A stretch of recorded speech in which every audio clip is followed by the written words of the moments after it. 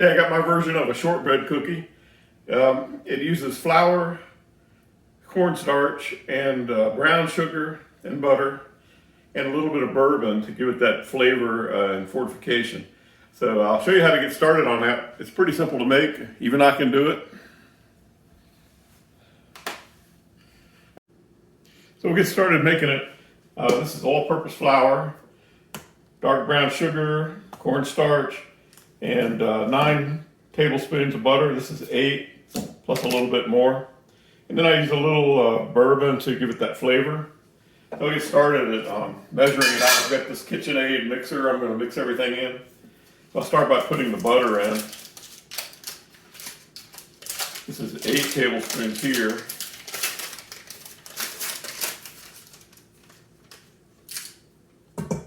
Then I'll just add in a little bit more. 1 more tablespoon. I just cut it right on the side there. And then we add in the butter and the sugar. Takes a 1/2 cup of sugar.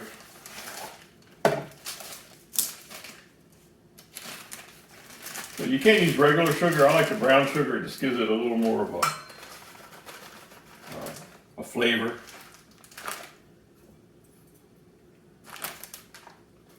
And you can use your own discretion about how much or how little you want to add. So I got, that's a 1/2 cup. I'll just kick that down and lock it into place and just put it on the slow speed. Let that get going there.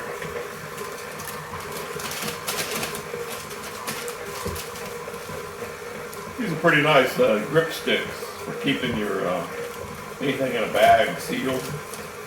I'll do a video on those one of these days.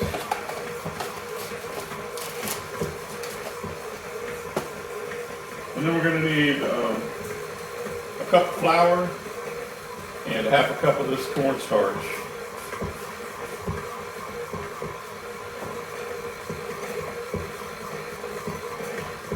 I'm going to pull the video over here so you can see what's going on. Sometimes you have to stop it and help it out a little bit. Like the butter gets stuck up in there. You'll see a big difference as soon as I put the bourbon in there. It really helps the process of mixing. But you get that as mixed as well as you can.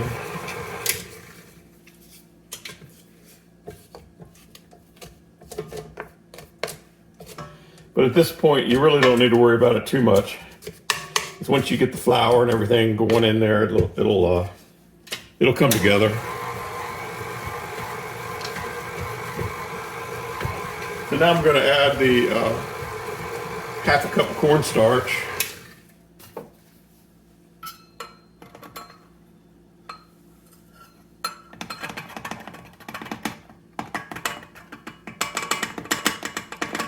I just put it right in over the bowl, so if I spill some, it just goes right in there.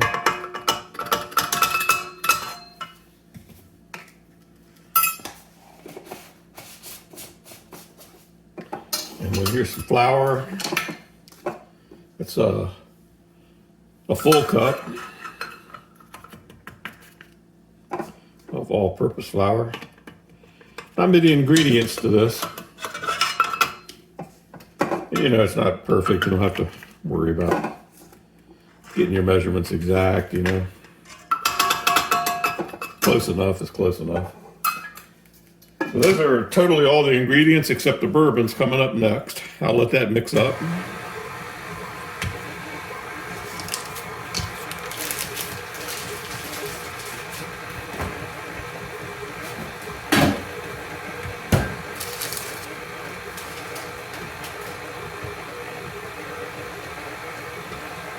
And again, sometimes you have to help it.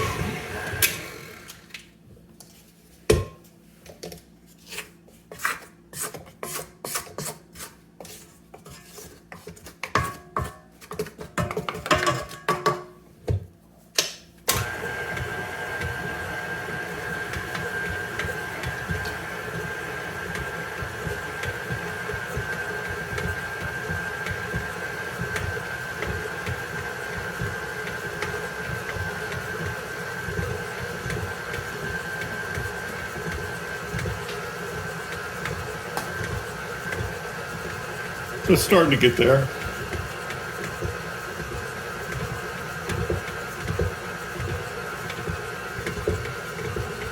Now I'm going to add a little bourbon in there and you'll see what happens. Didn't take much.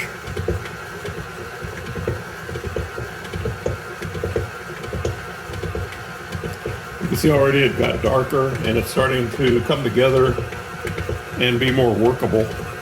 So what we're going to do, that looks pretty good. I'm going to add just a little bit more. See, it's a huge difference. It's already starting to clump up.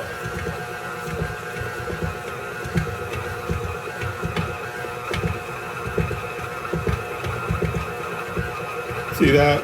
How it's coming together now? That's probably enough. It's starting to stick together and become one. So I'm going to form that into a ball and refrigerate it for 20 minutes. And then we can form the cookies with it.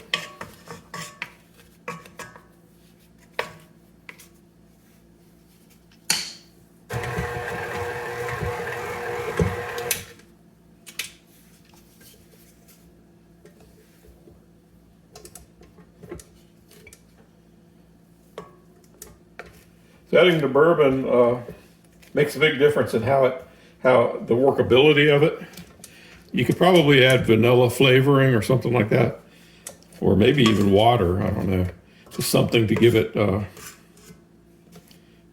encourage it to stick to itself. So what I'm going to do is pull that out of there, form that into a ball. Let me get rid of this first.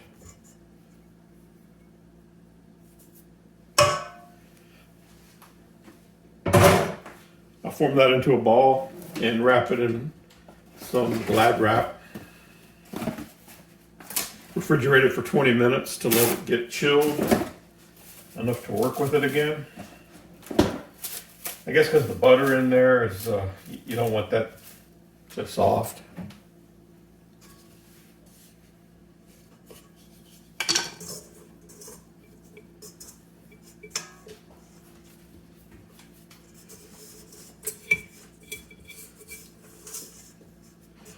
It's very workable.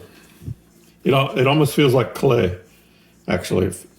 Pretty close to how clay feels, maybe a little softer.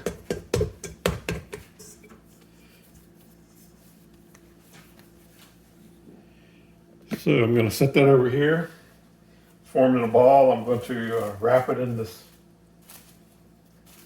plastic to keep it from drying out, preserve the flavor. I'll put it in the fridge for about 20 minutes, and then we can start to make cookies.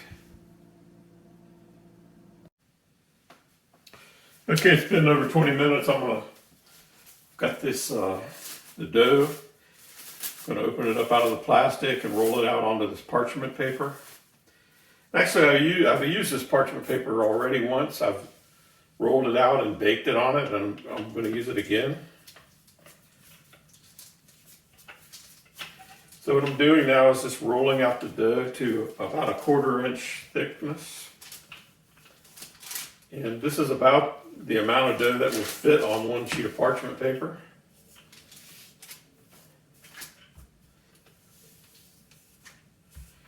You can make your cookies thick as you want or as thin as you want. I think the key is that they're all the same thickness so that they will cook consistently. And I'm trying to encourage the dough to go in a direction that I have available for the paper.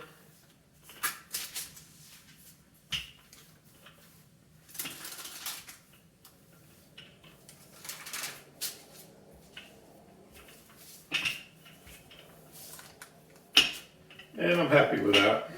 So now I'm just going to cut this up using a pizza cutter.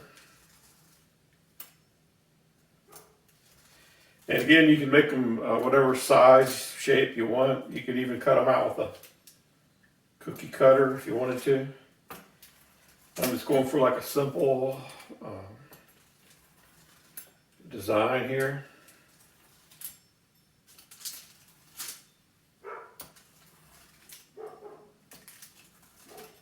So I've got them cut now. Got this tray here.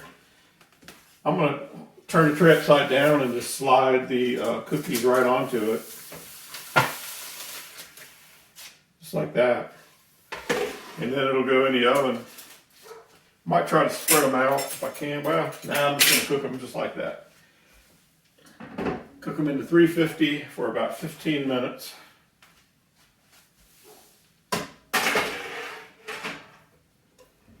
And I might pull them and rotate them about halfway through. We'll see.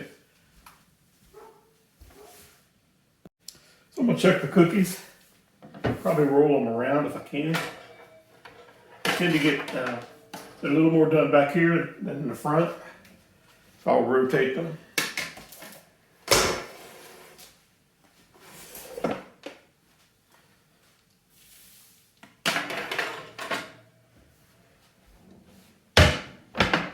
And just a few more minutes and pull them out. So now I'm going to move the cookies up to the 450 oven because I want them to brown a little better. And that's the flavor I'm looking for. They're almost ready. Just run them up here at 450 for just a few minutes.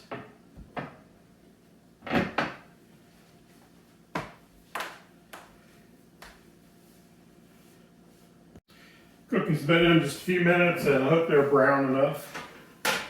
Yeah, that's what I'm going for right there.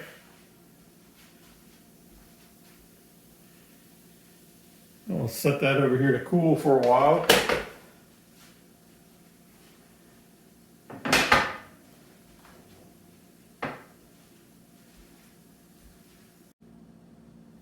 I think I kind of prefer the browned ones over the ones in the middle myself, but it's nice to have a range to choose from. You can sample. These seem to me to have a little more flavor than the ones in the middle, but they're all pretty good.